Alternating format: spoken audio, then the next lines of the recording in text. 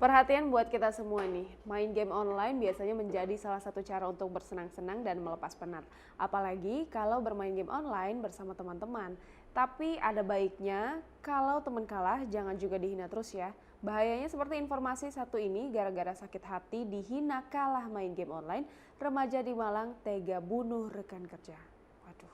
Seorang remaja di Malang berinisial MI, 18 tahun, tega membunuh rekan kerjanya RD, 22 tahun.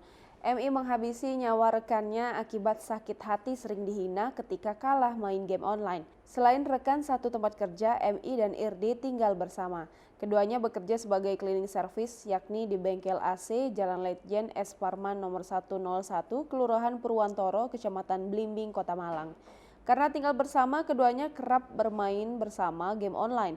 Keduanya juga berasal dari daerah yang sama, yakni Kecamatan Jabung, Kabupaten Malang. Karena kerap dihina, pelaku merasa sakit hati. Pelaku lantas membunuh korban pada Kamis 3 September 2020 pekan lalu.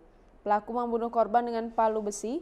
Jasad korban ditemukan bersimbah darah pada pukul 07 waktu Indonesia Barat, bengkel tersebut. Setelah itu, pelaku lari dengan menggunakan angkutan umum. Pelaku sempat bersembunyi di area persawahan sebelum akhirnya ditangkap. Pelaku diancam dengan pasal 338 KUHP dengan hukuman maksimal 15 tahun penjara.